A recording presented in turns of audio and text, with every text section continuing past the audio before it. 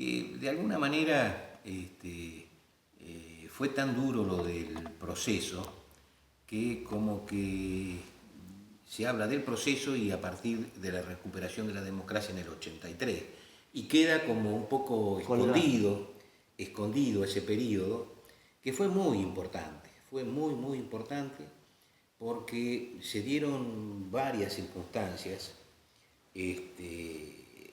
Yo decía ahí cuando hablé que si había que definirlo a ese consejo era como de confrontación y convivencia, porque había grandes confrontaciones, porque había personalidades muy fuertes, como la de Roberto Crespi, que era presidente del bloque radical, de Pedro Peralta, que era del bloque del Frejuli, y además de alabar que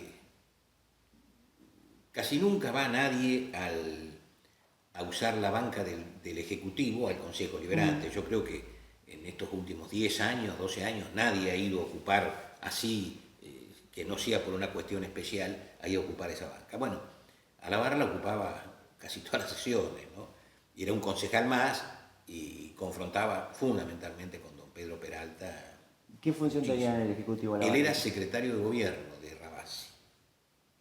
Bueno, o sea que había confrontaciones, pero había también una armonía que estaba dado por dos hombres, que en mis palabras, yo mencioné a uno y me olvidé de mencionar al otro que ahora lo menciono, que fueron Antonio Bardella, que era el presidente del Consejo Deliberante, un hombre de diálogo, un hombre sereno, que con muy fuertes convicciones que lo llevó muchas veces a votar en contra de su propio bloque, no algo muy usual en la historia política bolivarense.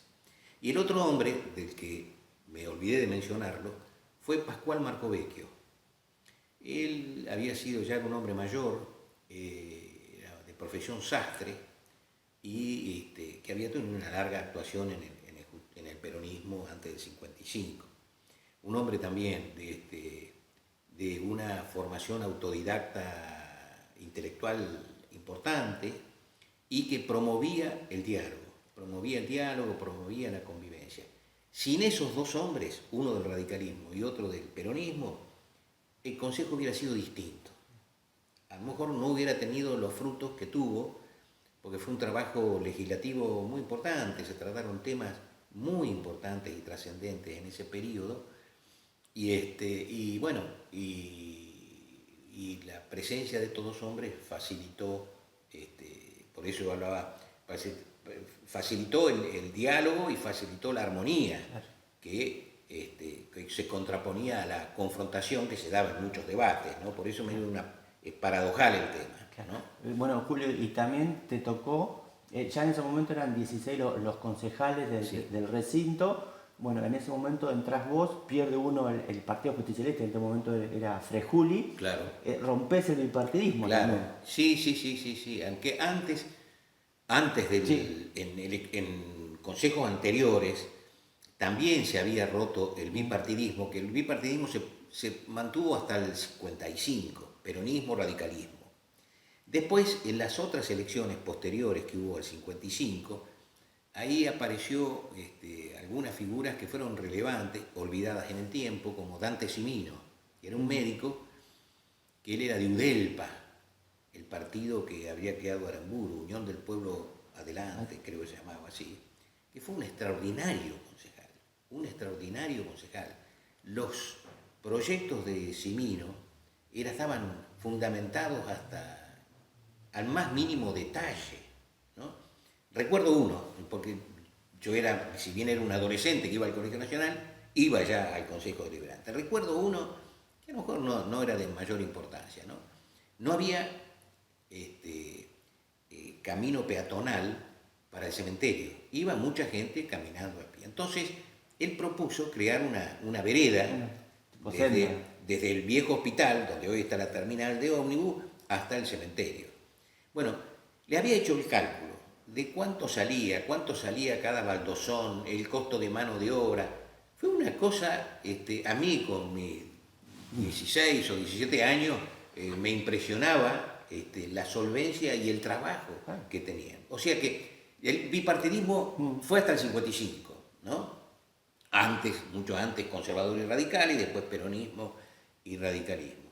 Pero ya en el 63, creo que, no recuerdo en qué periodo exactamente estuvo Cimino, pero ya se había roto el bipartidismo. Y en el 73 también se rompió ese bipartidismo. Yo era muy joven, yo tenía 20 y pico de años, ¿no? Si no, no estaría hoy acá hablando con vos, ¿no? Julio, y bueno, como vos decís, por ahí ese periodo de la historia del 73 al 76 queda oculto, olvidado, Sí. pero bueno, fue importante y también se empezó a gestar lo que conocimos del 24 de marzo, ¿no? Ya se vivía, ¿no? Con el diario del lunes, como se dice, y es Sí, contrafáctico quizás, hoy es muy fácil. Fue un año, pero esos 3 años fueron muy duros, ¿no? Hay que tener en cuenta que se habían formado dos grupos que habían empezado siendo juveniles y ya empezaban siendo adultos, que unos que venían del cristianismo político, ¿no es cierto?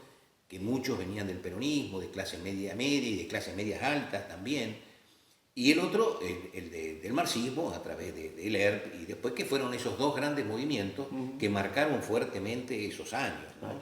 Aún que eran años que fueron democráticos, pero también había una fuerte lucha ahí que de alguna manera marcaron esos 3 años, ¿no? Esos dos grupos, que fue uno Montonero y el otro el ERP, ¿no? Y el Montonero que juntó a un grupo importante de distintos sectores, muchos afines al peronismo, que marcaron una época que fue muy dura, muy, muy dura. Y hay que tener en cuenta que también apareció, sobre todo con mucha fuerza después de la muerte de Perón, la AAA, ¿no? La AAA que yo diría que empezó la represión con la AAA. sí, sí, ¿No? y los primeros desaparecidos, de hecho, uno de Bolívar, el Claro, padre de Ramiro Ortega, digo, claro, por ejemplo, ¿no? él fue una de las víctimas de la AAA, Una de ¿no? las primeras, claro. Y bueno, y otros más también, ¿no? Pero, ¿y ustedes percibían algo que podía pasar? ¿O como hombre de política, digo, si bien era joven, digo, estando en Bueno, esa atmósfera? yo diría que la atmósfera esa era muy particular, ¿no? Primero que no había una gran trascendencia de los desaparecidos. Aparecieron las primeras, cuando desapareció algunos de Bolívar, pero, existían dudas, estarán presos. Y tampoco había tanta información como tenemos No hoy, había ¿no? información, había una censura muy grande. Además de la censura, digo, ni la posibilidad Claro. comunicacional, digo, ¿no? Y, y bueno, y después estaba instalado en la sociedad el por algo será. Algo habrán ¿No? hecho. Algo habrán hecho, por algo será. Eso fue terrible, terrible, ¿no? Porque se instaló fuertemente en la sociedad eso, ¿no? Y después el temor, ¿no? El gran temor y la trascendencia de esto todavía no estaba al lugar masivo, no era masivo, ¿no? Yo tuve un gran amigo que fue Eduardo Pimentel, que fue el primer presidente de la Asamblea Permanente de los Derechos Humanos, con el que tenía mucho contacto, ¿no? Con el que tenía mucho contacto. La Asamblea se fundó en diciembre del 75 y bueno, y a través de él yo tenía mucha información sobre qué es lo que estaba pasando, ¿no? Qué es lo que estaba pasando más allá del tema de la sociedad, ¿no? Pero realmente fueron años muy duros y años que te diría que producían gran escozor de que gran parte de la sociedad miraba para otro lado, ¿no? Miraba para otro lado, ya después del 76, ¿no? Yo recuerdo que me lo contó personalmente la madre de una desaparecida de Bolívar, cuando creía que estaba viva todavía, que estaba presa, que andaba con un petitorio por la calle, firmándolo, haciéndolo firmar a gente conocida o demás. Y la mayoría de la gente No. se cruzaba de calle cuando la veía. Eso me lo contó ella personalmente cuando yo firmé ese petitorio, que me agradeció, dice, porque la mayoría de la gente me ve y ya saben que yo estoy haciendo firmar este petitorio y se cruzan de calle, ¿no? Esas cosas fueron muy comunes en esos momentos, porque había establecido un miedo, un temor, y si me pasa algo, Bueno, y Julio, ¿cómo se enteran del corte democrático? Porque creo que no recuerdo bien, pero me parece que había una sesión para el 26 de marzo del 76, o por esa fecha cercana. Sí, se había aprobado el presupuesto del año 76, claro. se había aprobado, no recuerdo exactamente la fecha, pero a mediados de marzo. Y faltaba después la asamblea de mayores contribuyentes que ratificara, claro, sobre todo la ordenanza fiscal impositiva, ¿no? Y bueno, esa quedó trunca, ¿no? Claro. ¿Y cómo vivieron ese proceso después, que fue notorio? Porque bueno, obviamente ninguna cámara legislativa, ningún ejecutivo, bueno, vino un comisionado. Sí, vino, en los primeros días vino un teniente de Olavarría, el teniente Grosse, que después con los años fue juzgado por derechos humanos. No sé si está preso o no, pero estuvo el teniente Grosse y se reunió con muchas instituciones, ¿no? Y de allí surgió el nombre del que fue después comisionado, que fue Berciatú, ¿no? Y los concejales, el único contacto que tuvimos a partir del 24 fue un llamado desde la Secretaría Municipal de que teníamos que presentar en un término perentorio de 2 o 3 días, teníamos que presentar nuestra declaración de bienes. Fue el único contacto que hubo entre los concejales y la intervención municipal, ¿no?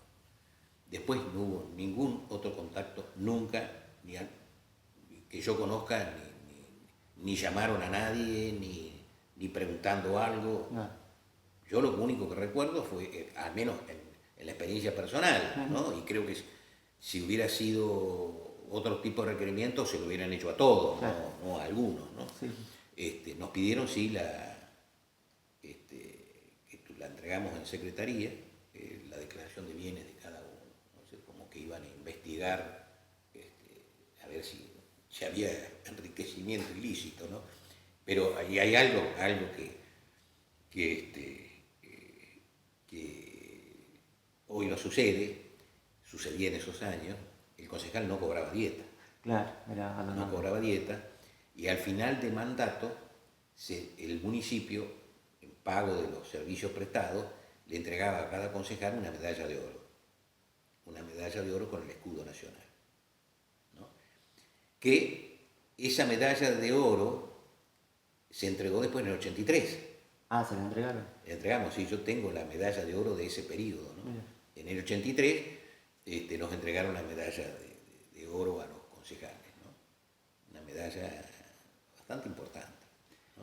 Julio, bueno, y por último, ¿qué te pareció el reconocimiento, digo, a todos que se hizo en el Consejo? Y yo creo que fue algo muy merecido para el conjunto del Consejo y para el Ejecutivo también, ¿no? Hay que tener en cuenta que el municipio en esa época cambió totalmente, sí. el municipio de lo que era el 73 de lo que es hoy, ¿no? La salud estaba en manos de la provincia, salvo el hospital del Pirovano y la Pilleta. El hospital de Bolívar era provincial, por ejemplo. No había tantas dependencias, había muy pocas, había 2 secretarías, y direcciones habría 4 o 5. ¿300 empleados? ¿200, 300 empleados? No, creo que alrededor de 600 empleados había. Pero claro, el hospital suma mucha gente, ¿no? Claro.